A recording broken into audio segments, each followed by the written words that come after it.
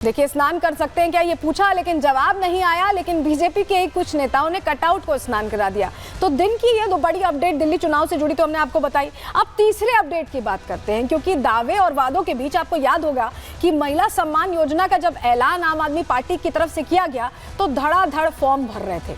और उन फॉर्म्स का क्या हुआ, बात इसी की करने वाले। पहले तस्वीर देख लीजिए। ये तस्वीर देख रहे हैं आप, वीरेंद्र सचदेवा बैठे हुए हैं यहाँ पर, प्रदेश बीजेपी अध्यक्ष, और वो फॉर्म्स दिखा रहे हैं। ये वो फॉर्म है जो भरवाए गए हैं दिल्ली की महिलाओं से महिला सम्मान योजना का फायदा दिलाने के लिए। आखिर प्रवेश वर्मा ये फॉर्म्स कहां से लेकर आए, क्यों बैठे हैं, चलिए इसकी वीरेंद्र सचदेवा ये फॉर्म्स क्यों लेकर आए, क्यों बैठे, ये अपने आप में प्रश्न है। तो इसको लेकर आपको हम जानकारी अब देने जा रहे हैं, क्योंकि ये मुद्दा भी खूब चला है महिला सम्मान योजना का। संजीवनी और महिला सम्मान योजना से ही दरअसल योजनाओं के ऐलान का सिलसिला शुरू हुआ था। और अब वीरेंद्र सचदेवा देखिए, बंडल हैं इनके पास, 1-2 नहीं है, बंडल हैं फॉर्म्स के। लेकिन ये फॉर्म्स तो भरवाए गए थे अरविंद केजरीवाल के दफ्तर में या आम आदमी पार्टी के दफ्तर में। ये फॉर्म्स वीरेंद्र सचदेवा के पास क्या कर रहे हैं, चलिए जानकारी आपको दे रहे हैं। वीरेंद्र सचदेवा ने आम आदमी पार्टी पर बहुत गंभीर आरोप लगा दिए हैं। महिला सम्मान योजना के जरिए महिलाओं को ठग रही है आम आदमी पार्टी, ये वीरेंद्र सचदेवा कह रहे हैं। उनका ये कहना है कि योजना से जुड़े फॉर्म एक कबाड़ी वाले से मिले हैं उन्हें। सोचिए, जो फॉर्म भरकर महिलाएं ये सोच रही हैं कि उन्हें लाभ मिलेगा योजना का, वो फॉर्म्स कबाड़ी के पास से मिले, ऐसा वीरेंद्र सचदेवा कह रहे हैं। कबाड़ी के पास 30,000 फॉर्म्स मिले, 30,000। जो महिलाएं पहुंचकर भर रही थी उनके फॉर्म्स क्या कबाड़ी के पास चले गए? क्या उसे रखा नहीं गया? क्या योजना का लाभ देने के लिए उसे व्यवस्थित तौर पर नहीं रखा गया? ये बहुत बड़ा प्रश्न है। और इसी को लेकर देखिए, वीरेंद्र सचदेवा कह रहे हैं कि पैन, आधार, वोटर कार्ड, बैंक डिटेल कबाड़ी के पास चली गई। अब जब पूरा फॉर्म किसी ने भरा, उसमें अपनी सारी निजी जानकारी भरी, क्योंकि योजना का पैसा तो अकाउंट में आएगा, सारी निजी जानकारी बिल्कुल सार्वजनिक हो गई, क्योंकि वो कबाड़ी वाले के पास चली गई। माताओं बहनों के साथ विश्वासघात करने का आरोप वीरेंद्र सचदेवा लगा रहे हैं। प्रश्न पूछ रहे हैं अरविंद केजरीवाल से कि ये योजना सिर्फ ऐलान मात्र के लिए थी या ये सिर्फ दिखावा थी, आडंबर थी, क्योंकि कबाड़ी वाले के पास कैसे पहुंच गए फॉर्म्स? और क्या प्रश्न पूछ रहे हैं, सुनिए जरा।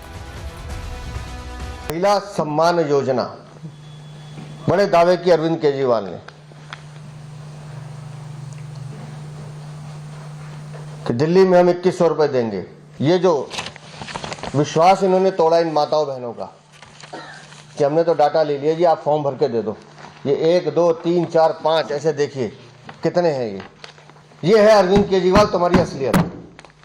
और ये माताएं बहनें दिल्ली की जाने ले, ये एक विधानसभा नहीं, 70 की 70 विधानसभाओं पे आपको लाइन में लगवाया, धक्के खिलवाए, और जाके ये सारे कागज कबाड़ी को जाके बेच दिए। तिमारपुर विधानसभा, 70 विधानसभाओं में कितना लूटा होगा आप समझ लीजिए। और ठगने की स्थिति देख लीजिए। तारीख है 27/11/24 इसी विधानसभा चुनाव की। ये उस बहन का पैन नंबर,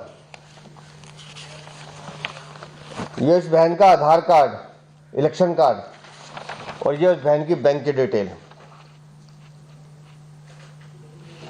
एक कबाड़ी के यहाँ ये कागज मिले हैं और उस कबाड़ी ने हमारे तिमारपुर के प्रत्याशी सूर्य प्रकाश खत्री जी को लाके दिया।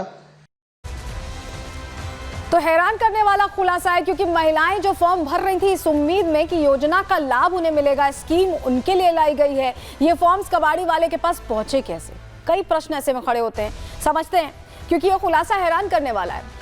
क्या आम आदमी पार्टी झूठे वादे कर रही है? क्योंकि अगर झूठे वादे नहीं कर रही तो ये फॉर्म्स पूरा रजिस्टर्ड उनके पास होने चाहिए थे, कोई डॉक्यूमेंटेशन इनका होना चाहिए था। ऐसे कबाड़ी वाले को कैसे दे दिया गया? योजना के फॉर्म कबाड़ी वाले के पास कैसे पहुंचे, ये बहुत बड़ा प्रश्न है। वोटर्स की निजी जानकारी है फॉर्म में। अगर आप कोई फॉर्म फिलअप करते हैं और आपको उससे योजना का स्कीम के लिए को लेकर लाभ मिलना है, और ऐसे में आपका नाम, पता, नंबर, अकाउंट नंबर, पता नहीं कितनी डिटेल्स होंगी, कितना भरा गया होगा ये फॉर्म, उन सारी चीज़ों को आपने सुरक्षित नहीं रखा। वोटर्स की जो निजी जानकारी थी वो सार्वजनिक हो गई, किसी के पास भी चली गई। फॉर्म के जरिए क्या कोई और खेल चल रहा है, ये भी बहुत बड़ा प्रश्न है। क्या लोगों के आधार, पैन का गलत इस्तेमाल हो तो नहीं गया? क्योंकि अगर किसी के पास आधार नंबर आ गया और उसने फोर्ज करके, आधार कार्ड तो खूब बन रहे हैं आजकल बंगाली घुसपैठियों के, तो ऐसे में ये कोशिश हो रही है। तो इसको लेकर अब प्रश्न है, और एन चुनावों से पहले प्रश्न है। लेकिन चलिए, अब क्या होगा ये तो वक्त बताएगा। लेकिन आगे बढ़ते हैं, अगले सेगमेंट की ओर आगे बढ़ रहे हैं, और अब आप बात करने वाले हैं महाकुंभ में जो स्नान है उसको लेकर कैसे फिर से संग्राम छिड़ गया है, कैसे फिर से विवादित बोल एक नेता के सामने आए, अब बताने जा रहे हैं।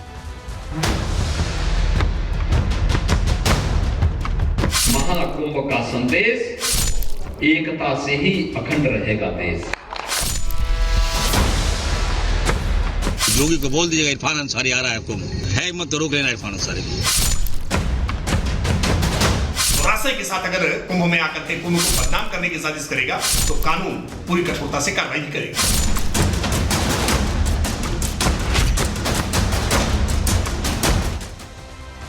आप पिछले कुछ दिनों से देख रहे हैं, जब से कुंभ शुरू हुआ उससे पहले ही विरोधियों की सियासत महाकुंभ को लेकर लगातार होती रही, बयानबाजी होती रही। यूपी से तो हो ही रही थी, यूपी में आयोजन था, समाजवादी पार्टी जमकर बोल रही थी, उनके नेता जमकर कुछ भी बोल रहे थे। लेकिन अब ये सियासत झारखंड तक पहुंच गई है, उनके सहयोगी कांग्रेस तक पहुंच गई है। झारखंड के जो मंत्री हैं उन्होंने एक नई बात कह दी है, और ये महज इसलिए कि वो अफवाह फैलाना चाहते हैं या वो नफरती जो अपनी दुकान है वो खोलना चाहते हैं। क्योंकि समझिए, यहाँ योगी आदित्यनाथ सभी को आमंत्रित कर रहे हैं, उन्हें किसी से कोई समस्या नहीं है, कोई भी आए डुबकी लगाए, किसी पर रोक नहीं है।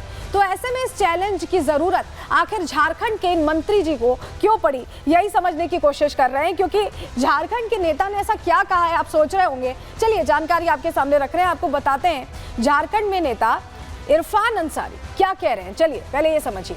दरअसल कांग्रेस नेता इरफान अंसारी ने योगी आदित्यनाथ को धमकी दी है। महाकुंभ में डुबकी लगाने को लेकर ये चुनौती उनकी तरफ से दी गई है। इरफान अंसारी स्नान करने महाकुंभ आ रहा है, ये खुद के लिए उन्होंने कहा है। जिसे रोकना है वो रोक कर दिखाए। और झारखंड सरकार में आपको बताएं, इरफान अंसारी स्वास्थ्य मंत्री हैं और वो इस तरह की बयानबाजी कर रहे हैं, इस तरह से बोल रहे हैं। क्या कुछ पहले उन्होंने कहा है, सुनवा भी दे रहे हैं आपको, सुनिए। मैं भी जाऊंगा कुंभ, उत्तर प्रदेश के योगी को बोल दीजिएगा इरफान अंसारी आ रहा है कुंभ, रोक सकता है मत तो रोक लेना इरफान अंसारी को। मैं भी स्नान करूंगा कुंभ में, जात पात धर्म भेदभाव मैं सबको खत्म कर दूंगा।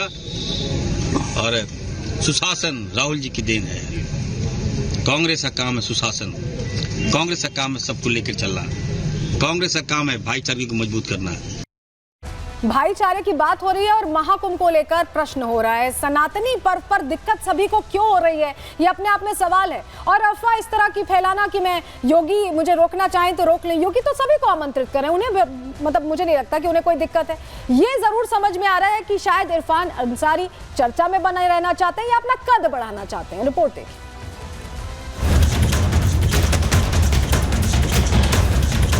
मैं भी जाऊंगा कुंभ, उत्तर प्रदेश के योगी को बोल दीजिएगा इरफान अंसारी आ रहा है कुंभ। योगी को इरफान की धमकी, महाकुंभ में लगाएंगे डुबकी। महाकुंभ में स्नान पर संग्राम, छिड़ा राजनीतिक घमासान। कांग्रेस की नफरती दुकान एक बार फिर खुल गई है, जिसमें बैठे कांग्रेस नेता इरफान अंसारी इस बार महाकुंभ को लेकर नफरत फैलाने में जुटे हैं। करोड़ों सनातनियों की आस्था को ठेस पहुंचाने की साजिश रच रहे हैं। कुंभ के पवित्र पर्व को विवादित बनाना चाहते हैं और यही वजह है कि इरफान अंसारी ने हाथ में सनातनी झंडा लिए चल रहे योगी आदित्यनाथ को खुली धमकी दे दी है। अंसारी यूपी के सीएम योगी आदित्यनाथ को चैलेंज कर रहे हैं, कह रहे हैं कि कुंभ में डुबकी लगाएंगे, जिसको रोकना है वो रोक कर दिखा दे। मैं भी जाऊंगा कुंभ, उत्तर प्रदेश के योगी को बोल दीजिएगा इरफान अंसारी आ रहा है कुंभ, रोक सकता है मत तो रोक लेना इरफान अंसारी को। इतना ही नहीं, इरफान अंसारी दावा कर रहे हैं कि कांग्रेस का काम है सबको साथ लेकर चलने का। दावा कर रहे हैं कि कांग्रेस का काम है भाईचारे को मजबूत करना। लेकिन सवाल है कि आखिर इन दावों के बाद भी क्यों कांग्रेस के नेता इरफान अंसारी महाकुंभ को लेकर तुष्टीकरण में जुटे हैं? क्यों सनातनी पर्व को लेकर नफरत फैला रहे हैं? क्यों पवित्र स्नान को लेकर धमकी दे रहे हैं? क्यों झारखंड से यूपी में आकर सियासी फिजा बिगाड़ने की कोशिश कर रहे हैं? इरफान अंसारी ने यूपी के सीएम योगी आदित्यनाथ को चैलेंज किया तो बीजेपी के नेताओं ने मोर्चा संभाल लिया। आरोप लगाया कि इरफान अंसारी सस्ती लोकप्रियता के लिए चर्चा में बने रहना चाहते हैं। ऐसे बयान से उनकी नकारात्मकता झलकती है। बीजेपी प्रवक्ता ने तो एक कदम आगे बढ़ते हुए कह दिया कि इरफान अंसारी के पूर्वज भी कुंभ जाते रहे होंगे, क्योंकि वो मनतांत्रण के बाद ही बदले होंगे। कोई भी मत मजहब का व्यक्ति कुंभ में अगर आस्था के साथ डुबकी लगाना चाहता है, स्नान करने आना चाहता है, अपनी आस्था का प्रकटीकरण करना चाहता है तो उसका स्वागत है। लेकिन अगर कोई एक गलत इंटेंशन के साथ, दुराशय के साथ अगर कुंभ में आकर के कुंभ को बदनाम करने की साजिश करेगा तो कानून पूरी कठोरता से कार्रवाई करेगा। बीजेपी ने तो साफ कर दिया कि अगर आना है तो आए, लेकिन दुर्भावना के साथ नहीं। लेकिन सवाल है कि आखिर क्यों बार बार इस सनातनी महापर्व को लेकर निशाना साधा जा रहा है? आखिर क्यों महाकुंभ को लेकर अफवाह फैलाने, नफरत फैलाने की कोशिश की जा रही है? Bureau report, Republic Bharat.